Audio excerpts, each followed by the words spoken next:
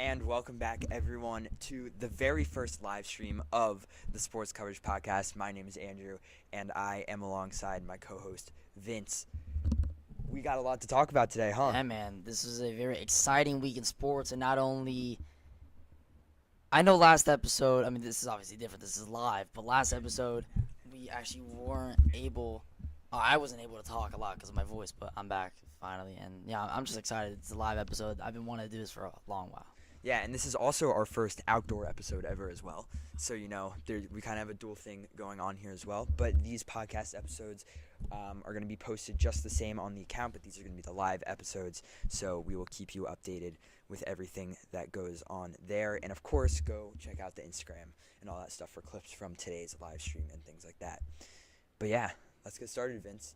We're going to start with the NBA because the NBA draft was this week, and although we're not going to have a full episode just dedicated to the full NBA draft because of something that we are very fortunate to do on Monday, which you'll see very, very soon, we're going to talk about the NBA draft. So, first of all, on the thumbnail of this video, we have Cooper Flagg. I think the consensus was that Cooper Flagg would 100% go first overall, and that's exactly what happened, Vince. Well, there was a lot of people saying that Cooper Flagg wasn't going to go number one. We heard at a lot at camp. I was just surprised when I heard that. I was like, this is obvious. Cooper Flagg's going to go number one, and he obviously did. So, that's just the obvious answer, and I don't know why people were even saying he wouldn't. My question for you is actually, will he be generational? Like, do you think he's going to be one of those talents like the chosen one, like LeBron was, or Jordan and all that?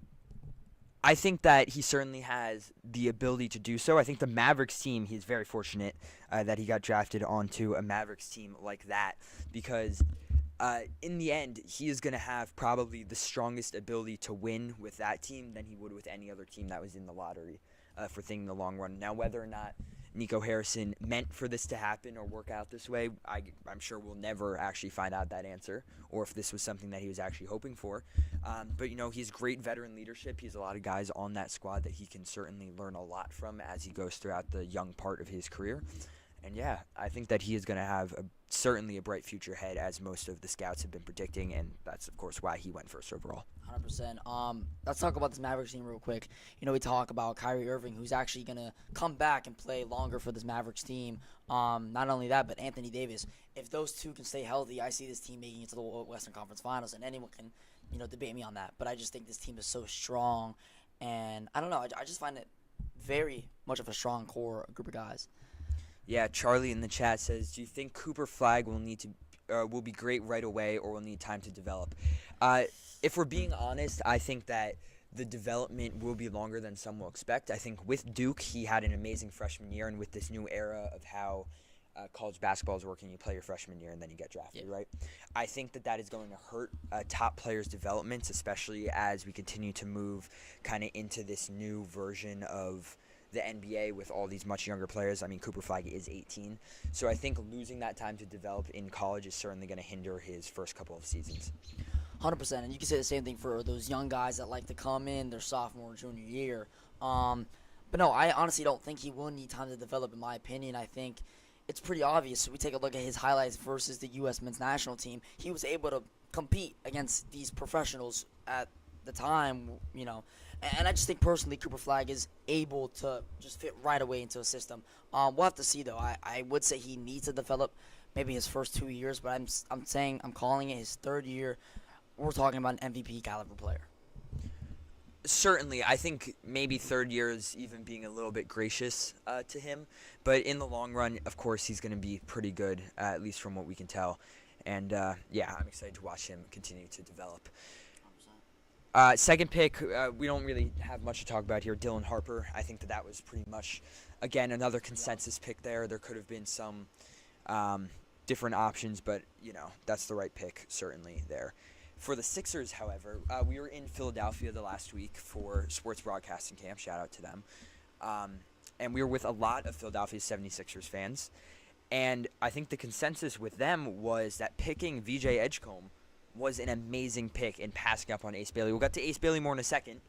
But I think VJ Edgecombe was the correct pick for this Sixers team. What do you think, Vince? Oh, 100%. Everyone was talking about it. I think a lot of Sixers fans itself wanted Ace Bailey, but I heard a lot of terms being used. Like, for example, character, personality, and I think that's what I heard a lot. And I think the fans don't want a player who is cocky in a way, or talks like or acts that certain way. I honestly agree that VJ Edgecombe was the better pick, because at the end of the day, you want a player who has a good personality, who isn't cocky, who comes into a game, has a mindset of, yeah, we want to win. I'm a team player, not a selfish, give me the ball, I want to, just do it myself type of guy. Yeah, certainly. I mean, I think just considering all of the news around Ace Bailey really started with those Sixers workouts, I think the right answer was for the Sixers to just suck it up and pass. I would still say that Ace Bailey was the third best player in this draft class, no matter where he got drafted or what ended up happening with his pre-draft process. But for the Sixers, for their own health and well-being, I think getting VJ Edgecombe was the right pick. Without a doubt, 100%. So Ace Bailey, we know another team that he did not want to go to was the Utah Jazz. It was down to, I think he said, the Pelicans, Nets, and Wizards. And fun fact, those three teams were right after the Jazz. So, you can just continue on that. But I just find that amazing. Of course, the Jazz did end up picking Ace Bailey, and now, of course, there's an amazing photo of him online with Commissioner Adam Silver, not looking too incredibly happy to just be picked 4th overall in the NBA draft. And I think that, first of all, I would say that's just terrible. You got picked by a team that's looking to rebuild around you. You're now the star of this team. You're going to be the one who is hoping to lead this team to greatness now. Be excited. Be ready. I think that he is going to have a great career ahead of him, whether it's in Utah or whether he somehow figures out how to get out of there. But suck it up, Ace Bailey. You just got picked 4th overall, and you're going to the Jazz. Yeah, we're actually seeing Charlie being very verbal in the chat. He said that Ace Bailey should have been a Wizard. We talked about it, Charlie, at camp. You were pretty excited. Vocal. Yeah. But no, I mean, he was saying that, I want him to be a Wizard. I want him to be a Wizard, when we saw him not land, especially to that spot. So, I don't know. I mean, I think the Jazz knew what they were doing in this entire situation. I think picking Ace Bailey was their goal. But yeah, I don't know how he'll plan out. I don't think he's going to be a number 1 guy right away. I don't think he's going to be a number 2 guy, number 3 guy, number 4 guy. But at the end of the day, I mean, he's going to be good. I just think we talk about, again, personality and character. That comes to factor, and depending on that, will he be able to prove himself as one of the better, players in the NBA? And so I think maybe not his first year. Hopefully he can develop more into an NBA player rather than a selfish type of guy. Because in the NBA, it's not just about, selfish. It's not golf. This isn't golf. This isn't tennis. This is team sports you're playing, right, Andrew? This is the NBA. You need to know how to play with certain guys. And if Ace Bailey can't do that, then we're looking at a bust right now. We're looking at a bust if this is the obvious answer. Yeah, and in the chat, Ace Bailey, Rutgers legend, of course. And VJ's ceiling is too low for 3rd, and same with Con Kneppel. So, what do you think about that?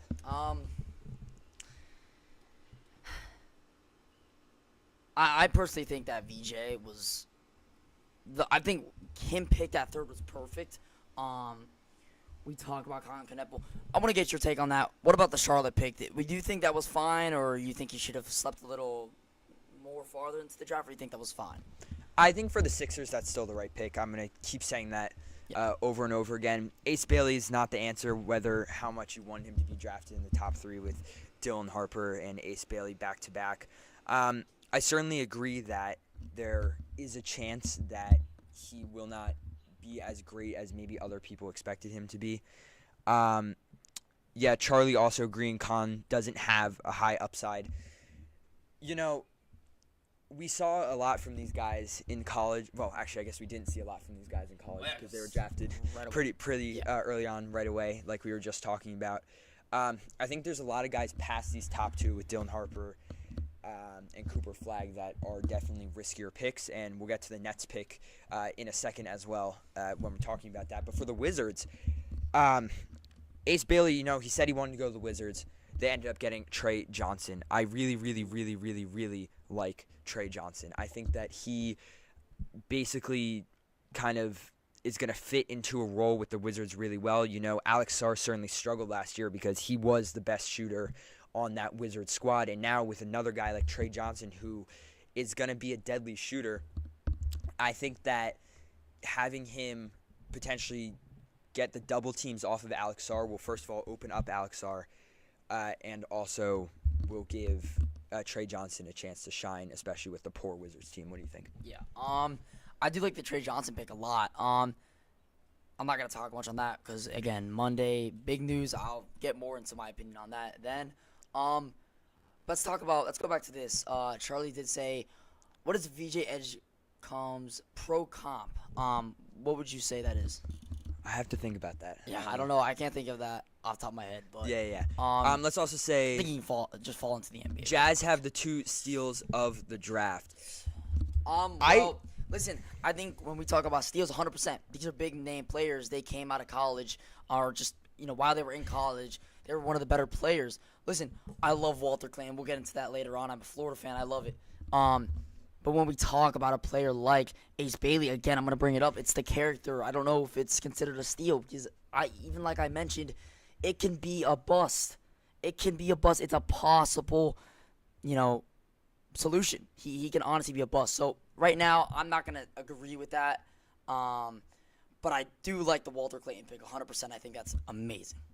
Yeah, Walter Clayton, we'll talk about that as well in a couple minutes because Vince is a Florida fan. If you've watched any of our other podcasts, you would definitely know that from how he acts when we talk about the Florida Gators. So we'll talk more about that in a moment.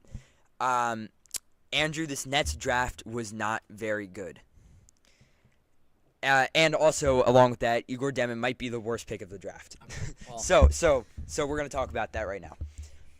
I was certainly upset when that pick came along, Igor Demon. I think that there were better options still left on the board. But I think now that I've kind of looked more into him, BYU, if I'm not mistaken, he's a pretty good guard. But, of course, one of 4 guards. That's one of the other things that we need to talk about the Nets draft. I am happy with how this draft class ended up working out. I don't know. Listen, let's get Jack back into this chat. Jack, what do you have to say about that? Because he's saying it's one of the better, but I don't know. Yeah, I don't know. I think that he certainly has a high upside with a team like the Nets where he is going to be one of the main guys right away. Again, we're talking about these high lottery teams that are going to be picking players that are going to be looking to get a lot of experience right away. I like this pick in the long run. And, yeah, I think that I wouldn't say that it's not very good, but I would say that's underwhelming when we have that. Why the Nets drafting for future if they need current talent? I think the fact that we still have now 10 first-round picks in the next couple of years just off of the trades we made from trading away the big 3 from a couple of years ago. We're looking for the future still right now. I think in 4-ish years, we're going to be looking towards the end of Nick Claxton's Nets career where he is hopefully going to be at his best if he's not already right now. Cam Thomas is going to continue to evolve, and I think that Cam Johnson is going to be out sooner than later. So I think that right now is not going to be the time for it to be go for the Nets, and looking to use a couple more of those picks in the next couple of years before they really draft or trade for current players. Igor is a project. I don't know. We already got a trolling. Trolling between Charlie and you know who that is? That's Dylan. Oh my God. Yeah, you can say hi to Dylan if you want. What's up, Dylan? Oh, that's why he was glazing that's why he's glazing Rutgers. Okay. Yeah. You could go. What episode was that? That was in the 40s. Yeah, it might have been. Yeah, 40s. You go check out the Rutgers episode if you want to see some, I guess, beef between Vince and Dylan when talking about Rutgers, and of course that's already going on in our chat here today. Yeah, he certainly is a project. I agree with you, Dylan. I think that it's going to be an interesting – it was an interesting decision. I'm not going to go out here and say that was the perfect move for the Nets right now. But, I'm happy with it. I'm happy to see how we roll with that in the future. Oh, yeah. So, you want to take this one? Yeah, so star center Kaman Malawach, who was drafted originally by Houston, gets traded to the Suns on draft night. I'm not going to lie to you. I think as a fan, coming from a perspective as a fan, I don't know if I like the fact of Houston trading him. I think he's a prodigy. I like Well, he was included in the Durant trade prior, so there wasn't really a option there for them not to trade him. But I think Oh, that he was picked up. right. Yeah. So talking about the Kevin Durant trade then, as a whole, yeah. Jalen Green, Dylan Brooks, and that number 10 pick, which ended up being the star center. I think that for the Suns, they got a pretty good haul. People are saying that the Suns certainly lost this trade. I don't really mind it at all.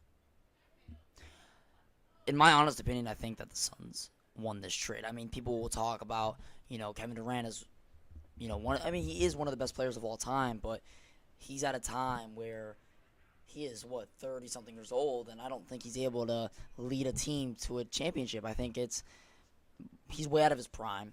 He's still the player he sort of was, but I don't think he's going to be able to lead a team to championship glory like he once was with Golden State. So that's just my opinion. For the future, I don't know. Let's talk about this real quick. I want to get your opinion on Jalen Green. Do you think he will be able to be as talented as they said he was coming out of high school? Because, there was a lot of talks about, he's going to be the next, not LeBron, but Curry, things like that. Like, he was supposed to be one of the better players, and we saw him these last couple of years. He has not been as good. Oh, certainly not, and that's why he was included in this trade. I think Charlie is right that Houston will be cooked after 2 good seasons. I mean, listen, you mentioned it as well. Kevin Durant is getting older. I don't know how long his star career is going to last, although people were saying that already years ago, and he's still having great seasons out there in Phoenix, although the team wasn't all that good. I think that Koeman is stealing Bol-Bol's role, bro. Yes, Charlie, I guess he is. Bol-Bol is top 3 all time. I don't know about that one. I like to agree with that. I think Bol-Bol's one of the. Look, if you were an NBA if you were just a fan of, sports as a whole, maybe you're just a casual and you don't follow NBA as much, and you saw Bol-Bol and you don't really know much about the NBA besides maybe LeBron and Jordan, and you were to look at Bol-Bol, I bet you that fan would say, "Oh, Bol-Bol's probably the best player, right, because of his height." So, I think he had the chance to, but he wasn't able to. Yeah. Houston didn't give up that much, in my opinion. They are fine for the future because Jalen Green wasn't the answer. Of course Jalen Green wasn't the answer. Well, he wasn't the answer on the Rockets. So what about the Suns? Can he learn from somebody like Devin Booker and Bradley Beal? That's the real question we should be asking here. I think Jalen Green still has some left in the tank, in my opinion. Maybe not right now. I think in the future, 100%. Maybe in the next 2 years. Certainly. Let's see in the next 2 years. Let's see how he develops as a player. Yeah. Because, listen, he's still young. He can still do it, and I really do believe in him in the future. I think my final words for this is the Suns won this trade, certainly. And, yeah. So another draft night trade that I was very, very, very happy with as a Brooklyn Nets fan. Boston, Atlanta, and Brooklyn had a 3-team trade that sent Porzingis and a second to the Hawks, Terrace Mann and Atlanta's 22 to the Nets, and George Niang and a second-rounder to the Celtics. Celtics blew things up this weekend, but that's not really what we're here to focus on. We are here to talk about the Nets, who, number one, picked up Terrence Mann's massive contract with basically giving up absolutely nothing, which I was very happy about. I mean, we have the cap space, and we might as well capitalize on a decent player who maybe could have a higher upside with the Nets. And then Atlanta, who got Derek Queen out of it. Or I'm sorry, the Pelican. Wait, hold on. Pelicans have been getting Derek Queen out of it. Pelican, yep. I don't know how I feel about this. Like, I love Derek Queen. I think this is amazing, but would you rather Kristaps than Derek Queen? Because I know the trade was already finalized before the draft and all this, but, like, what is your honest opinion on it? Well, I think that the Celtics came into kind of this last week with the idea of trading him. Yeah, of blowing it up. I mean, that kind of already. Actually, I want to go back to the Sixers really quick. In my personal opinion, I think the Sixers have a lot in store for them with the East being the way it is right now. Let's talk about it. Hold on. I just want to shout, Charlie. Zion be thinking they just drafted Dairy Queen. All right. Well, I've heard that one. Also, what's up, Ryan? Check out his Giants podcast if you're a Giants fan. Love what you're doing. So yeah, check out his channel. He's in the chat right now. It's awesome, and I'll be hopping on some things there with him soon. But yeah, back to what you were saying. Oh, wait, hold on. There's some beef going on. They use an original joke. Oof. I don't know if I'm gonna take that, Charlie. Anyway, but no, I personally do think that the Celtics, obviously, like you said, they blew up, right? The Sixers, in my opinion, I think will have, I wouldn't say an easy road to victory, but they're gonna have one of the better runs, I think, this regular season than they've had in recent years. Okay, hold on. We have some first breaking news. Our first breaking news What happened? of a live podcast. The Wolves will be giving NAZ REID a 5-year, $125 million extension as Vince just got up and walked off set. Wow. Jinx. Hey, listen, Nas Reed, so underrated. So underrated. I love him, man. I love him. In my personal opinion, I think that's huge for the Timberwolves. I mean, I know we weren't able to see them much more because of the Thunder. But I just think we take a look at this, and I think he's one of the better players on that team. And just one of the better forwards in this entire NBA. He's very underrated, I would say. Oh, But certainly. I mean, if they're giving him a deal like that now, we're talking one of the better ones. Oh, yeah, certainly. And I mean, with that first pick in the 20... Oh, wow. There really is some beef going on there. But with Nas Reed, I mean, we saw what he did a couple of seasons ago for the Timberwolves. I'm really surprised with this, that they're giving him that much money for 5 years. I think that it's going to be the right answer for the Timberwolves. And, yeah, I think that that's a pretty good contract for them, especially because now he is going to be one of the leaders there. That's awesome. We were able to break the news there. And I want to say hi to Sammy real quick. What's up, Sammy? Thank you for joining. Yeah, and also shout out to Charlie for dropping that one in the chat so we can do that. Appreciate you, Ryan, again. And then we still got the beef going on. Anyway, though. All right. Well, hold on. Too much money. Yeah, no. That's what I was just saying. I think for a guy who won the how many years was it? 5 years. 5? Once For- 5. For a guy who won the 6th Man of the Year award, Yeah. $125 million is a lot of money. Of course, I still think he's an awesome forward to Yeah. have on your team. So, I I mean- mean, if he was asking for that, if that's the money he was asking for, I'd say, okay, whatever. Yeah. If he wants it, he has it. We're going to give it to him. Yeah. But at the end of the day, I think that was perfectly fine. I don't think it was maybe it was a little too much money, but yeah, I'll stay like that. Yeah, and I mean, in the long run, he's obviously going to step into a larger role as we continue moving on to Walter Clayton Jr. is selected by the Wizards and traded to the Jazz on draft night. Dylan referenced this earlier. Two biggest steals of the draft for the Utah Jazz. Walter Clayton. You watched Walter Clayton for a year with your Florida Gators. And I mean, I don't know. Do you think that picking him there? I mean, I know you wanted the Heat to draft him, stay in Yeah, Florida. man. But yeah, what do you think? And also, what do you think about the Wizards then because of the trade they made having to get rid of Walter Clayton? Because I think he would have been an excellent piece for that team. Well, I mean, again, Trey Johnson, right?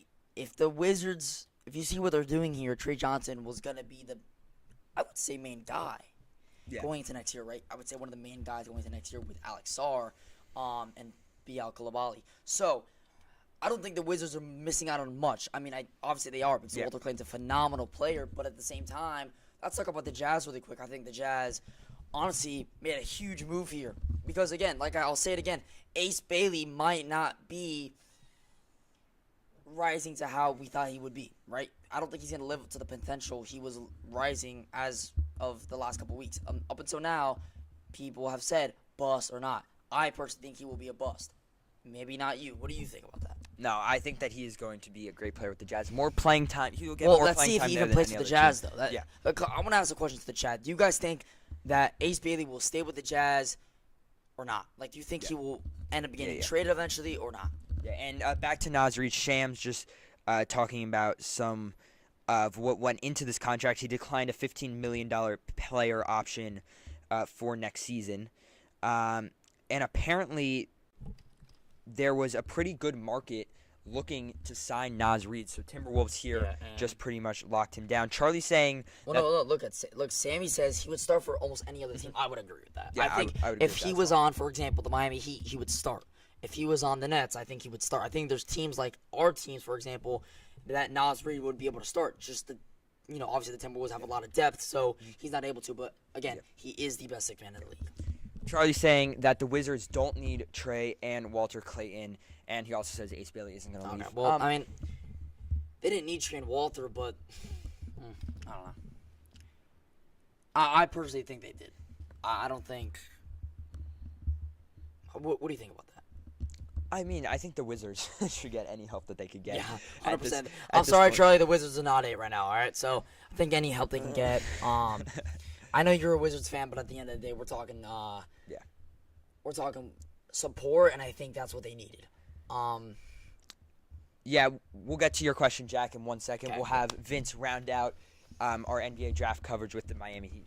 Yeah, so the Miami Heat select guard Yakachunias from the pick that they actually got in the Jimmy Butler trade. I'm not gonna lie to you. I've obviously heard about the guy because of March Madness and all the brackets I did, and a lot of it went into the Illinois Illini because I actually was choosing them to be one of my dark horse picks in March Madness.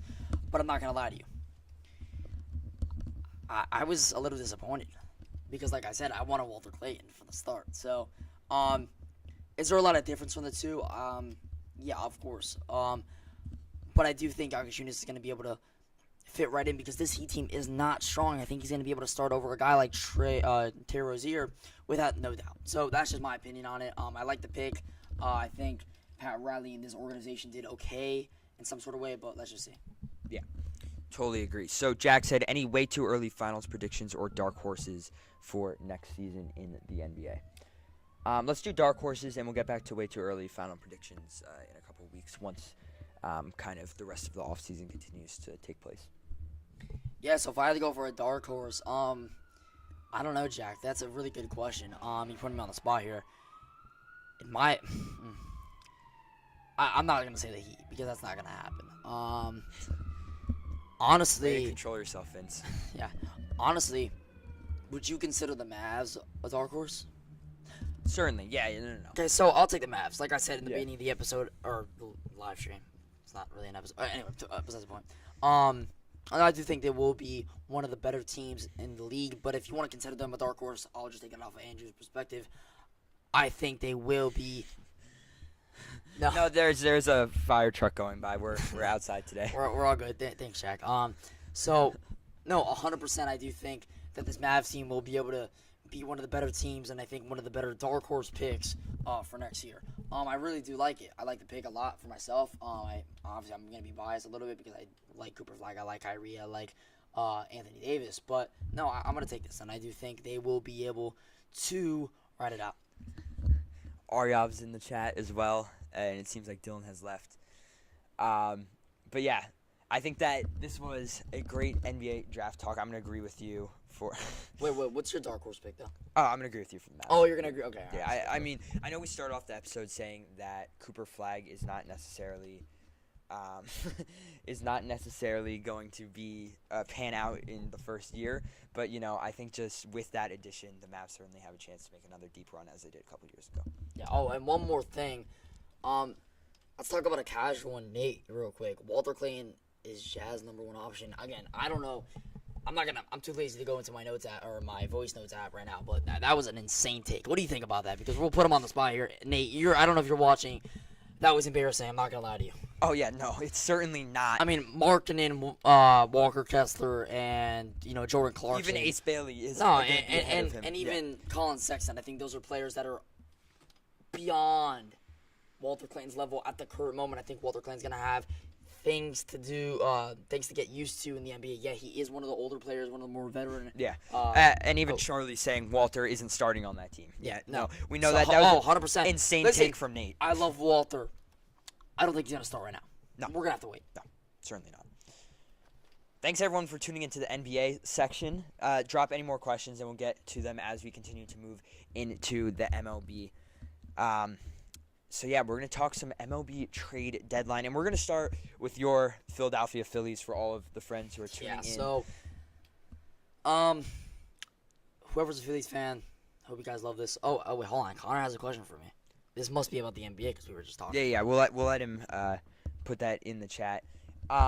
yeah, we're going to start with the Philadelphia Phillies. And the common theme we saw this week was bullpen pitching And outfielders. and outfielders. So Don't leave, Andrew Hefner. No. We're still here. We're just going to do some MLB stuff. Money is watching me. Okay. Okay. Anyway. Post. Oh, all right. Oh my God. Okay. Even I. All right. So. All right. All right. Look, we have our first Phillies fan in the chat. Sammy said the Phillies need a bat ASAP, 100%. 100%. But again, I think fielding is going to be coming into fact too. He's talking about the outfield here. I think that's going to come into play too. So that's obviously why I said that the Phillies should go out and get Cedric Mullins and Luis Robert. Those are two players I see that, both teams not doing very well. We see the Orioles not doing as well as they were doing the last 2 years, and we can't even say the same for the White Sox, who have been complete trash. But the one thing I will say is Cedric Mullins being traded would be basically the Orioles are now they're taking their turn to blow it all up. I mean, he is their best player currently this season. They can get a good amount of capital for him, but it's going to be prospects. It's going to be younger guys from the Phillies organization. Potentially Mick Abel is an option with Aaron Nola coming back from injury and Andrew Painter coming up. Yeah.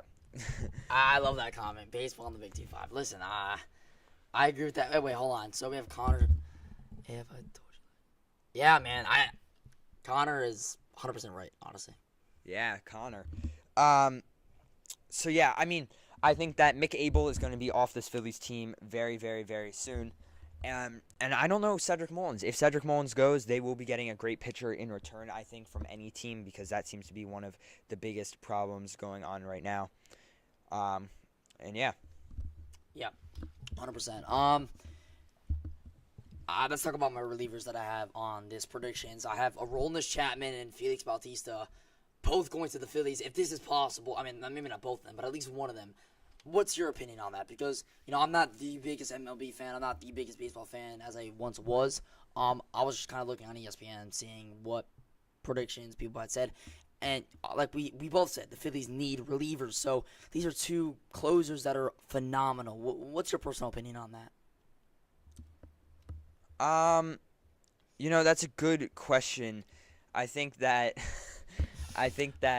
certainly the bullpen help here. I mean, you have Felix Bautista, who we know is one of the top relievers in the league, if not the top right now, and you have also Aroldis Chapman on a short list for the Phillies.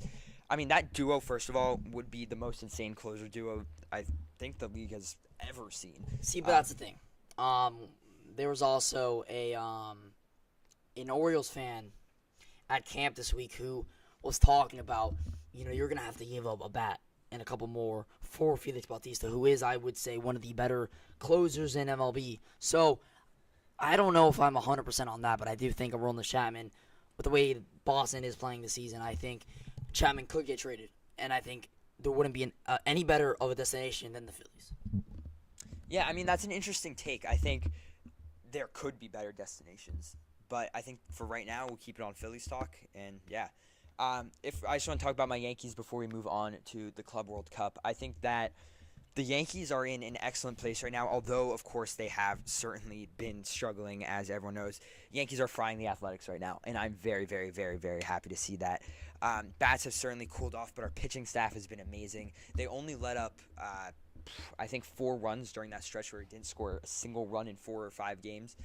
And they've just been great. Marcus Stroman's on his way back. I don't know if he's going to really help or hurt young guys. Will Warren today had an amazing outing, so I'm very, very, very happy with what happened with the Yankees. And, of course, we cannot talk about the Yankees today without talking about Spencer Jones. Yeah. He just got called up to AAA, and in his first at-bat with the Scranton Wilkes-Barre Rail Riders, he hit a home run straight to center field. Yeah. Very happy with Spencer Jones. He is going to be, I think, at the top of the September call-ups list if he can continue to limit his strikeouts and keep hitting home runs and getting his average up, because in the long run, that's what the Yankees really need. He is an Aaron Judge type player, and yeah, I think that he's going to be pretty good. Yeah, I mean, I don't know. Would you say the Yankees need a lot more help on the outfield side of things? More help on the outfield side of things. No, because Now we've Well, listen, Jones is a phenomenal bat. Yeah. But would you say he's one of the better fielders? No. He is a good fielder. He is not a great fielder. That's like Aaron Judge. Aaron Judge is a fine fielder. He has a great arm, but we know what happened, of course, last year in the World Series, and he's certainly not the greatest fielder, especially on this roster. Also previously before that with his foot. So maybe it's just a coordination thing because maybe he runs into walls and. I'll start ripping. I'll stop ripping. Anyway, we're gonna end it up Vince Fire jersey. Wait, who said that? Dylan. Oh, I appreciate that. One-sided beef here. We're gonna wrap it up with the FIFA Club World Cup is moving into their knockout stages. We got a chance to see one of those matches in person, and let me say, it was quite fun. And I especially love to see how those South American fans have been traveling with Fluminense, but they have an excellent matchup, which we'll break down in just a moment. We'll just go through the big matchups here. We don't need to go through the whole bracket yet. We might do that on a full episode or with a guest. Yeah. But let's start with the big matchups. Juventus, Real Madrid. Real Madrid, of course, champions of Europe just a year ago now, which is crazy. Yeah. And then Juventus, who has had a pretty strong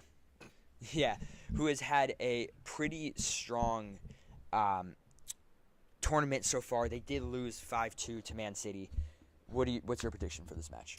Listen, I do think Real will win. I don't think Juventus is that strong of a club anymore as they once were with Ronaldo and Guardado, and the same with those amazing Italian center backs. So, in my personal opinion, I think Real will easily win this with no doubt.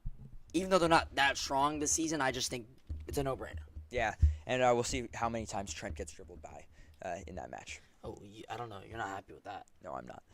Either way, PSG versus Inter Miami, Vince's home team versus the champions of Europe. Listen, I'm not as big of an MLS fan as I should be. Listen, this is a huge game. Messi is finally playing against his former club in PSG. I think this is pretty obvious who's going to win. I mean, we're talking about the UCL final champions in Paris Saint-Germain. So I'm going to take PSG in this one. Even though I like Inter Miami, and I do think Messi's going to have a hell of a game, I'm taking PSG. Yeah, Charlie, the ones that say message retracted are done by YouTube. Those are not done by me. So, either way, PSG, I mean, I'm sorry, Vince. Inter Miami isn't winning this even with Messi in his prime. Yeah. Yeah, so. Well, hold on. In his prime? No, certainly not. If we're talking Messi in his prime. No.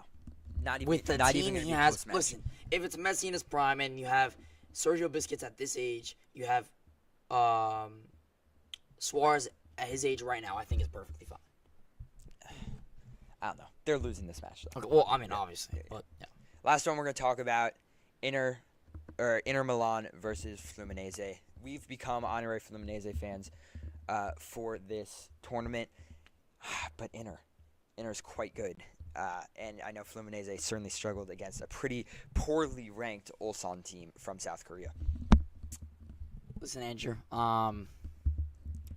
Inter's obviously amazing. I mean, we talk about one of the better clubs, maybe not just in the tournament, but in soccer as a whole. Give me Fluminense. I'm calling the upset. Listen, after going to that amazing game, Andrew, I don't care if they barely beat Ulsan by a nail biter. You talk about a fan base. You talk about a team. I personally do think that this team will win. I don't know. It's a huge upset, but I don't know. I'm gonna do it for fun. Well, these are the two best traveling fans that we have seen so far in this tournament. I think that this might be one of the most packed stadiums we will see besides Real Madrid and Juventus, because there's a lot of bandwagons here in the United States. We have a question. Is that a real player? Or I have no ball knowledge or what? Thoughts on Hugo Gonzalez? Watch it. Okay, Spanish basketball. Oh, yes. Okay. So this is the Celtics draft pick. Madrid, I guess that's a timely question from Dylan. We are talking about Madrid right now. First round, 28th pick. He's a late first rounder. I think that 6'7", 205. 6'7"?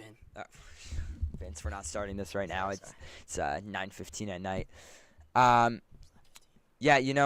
like the pick. I think that he has a good upside. Like we did just talk about that Hugo Gonzalez. That the Celtics were pretty much blowing up the draft. So, or blowing up their team right now. I'm sorry, I can't really focus on what's happening. Right? All right, so So we have a couple things. Thoughts on raw milk? We'll move on hey, from but that hold one. on. All right, so all right. Dylan said, Andrew, thoughts on Jazz since coming off IL? Well, he did hit him. He did just hit pistol him, today, Bob. so- I am wearing Yeah. his jersey right now. Very, very happy with Jazz Chisholm Jr. I think I saw 379 batting average and 6 or 6. I'm not gonna do it again. I think around 6 home runs. Hold on, why are you clip farming? I know this is No, live. no. So, hey, someone to clip Andrew. And while I'm talking about clip farming, can someone do me a Lamar Jackson edit? No. Okay. I think he's had about 6 home runs since coming off of the IL stint. So yeah, I'm really happy. Vinny, thoughts on Haywood? No, all right, don't say that. Jabbar. No, don't say that. Don't say that. That's not a real player. Are you sure? No. You're getting trolled. No. Okay. Yo, Jack. You're dead meat. Anyway, Club World Cup. Who do you think's taking it all in the end of this tournament? Well, actually, I want to talk about two more teams. One more game. Palmeiras versus. Hold on. Sam said Vinny do it with the other hand. So just do that real quick. Okay. Yeah. All right. Wait. Let me redo it. There. All right, yo. So someone better turn me into an edit because I really want to see that. Sammy, you're an editor, so I would get it. I would love that. Wait. Nah. Okay.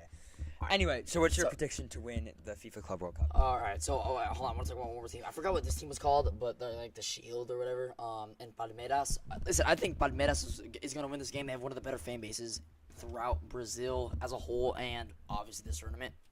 Talk about Benfica, Chelsea. I think I'm gonna take Chelsea in that one. I'm thinking Fluminense. Now we have City. All right, I think the clear, obvious winner in this, in the end, will be the champions of Europe. Give me PSG.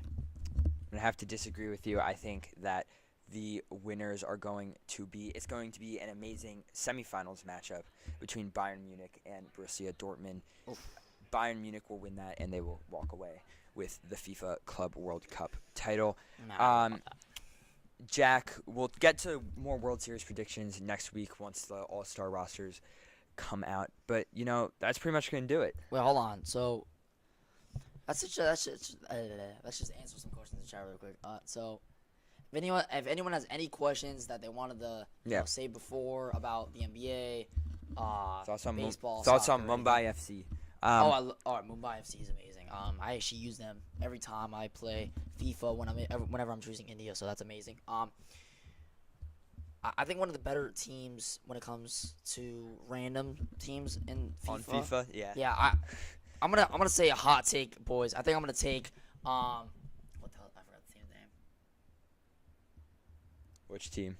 No, it's a team in China. I forgot their name. Oh, yeah. No, I know what you're talking about.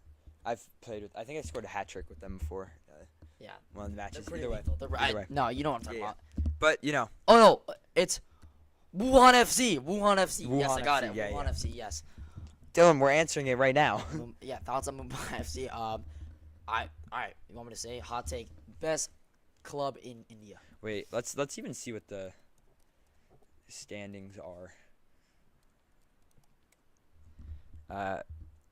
No, not. All right, well, we don't want the national team.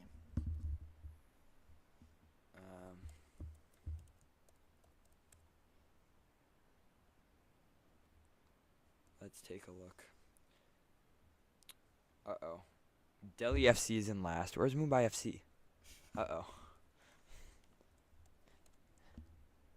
Oh, Mumbai City FC. Okay, well, he got it wrong. Well, yes, that's not actually even a team, Dylan. So, do you think Koleoch is the most... Ooh. No. I don't think he is. That's a really good question, Jack. I'm going to be honest with you. I think Nikola Jokic is, considerably one of the better players NBA has ever seen with his height and the way he's able to, really move the basketball around and just score. I do think he's up there, but I don't think he's top 75, nor do I think he's top 100. I do think he's up there, though. Yeah. Because, listen, he has a championship ring where it was a very, very easy run. Not only did he face very low-seeded teams, but he ended up facing an 8th seed in the Miami Heat, who, I'm sorry, I love this Miami Heat team, but when we talk about standings and you want to talk about on-paper stuff, the Miami Heat were number 8. If you're going to be the number 8 team in the finals, it's basically comparable to a bubble ring like the Lakers won. The Miami Heat weren't given a real shot in neither of these championships, and I do think that we should get a real shot with a really good seed on paper, and we should get really good players. Listen, Jimmy Butler was tired at the end of that. I'm telling you right now, I think we should have won that. Yeah. Sorry for that rant.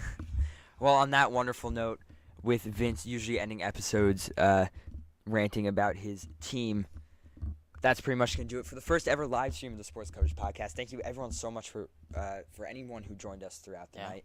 We're going to have more streams coming soon, so I'm happy that this one went well, and you guys enjoyed it, and you guys were here for it. Thank you, everyone who left some questions and are still talking. If you want to leave more questions, leave them in the chat, leave them in the comments of the VOD, and we'll get to them on the next couple of ones. And soon we're going to have some of our friends who were here in this chat, and they're going to be hosting some episodes as well. So yeah, very happy with how this went. Thank you everyone so much for listening to the first ever live stream in the Sports Coverage Podcast. Check out clips and announcement posts over on Instagram. Like and subscribe. The stream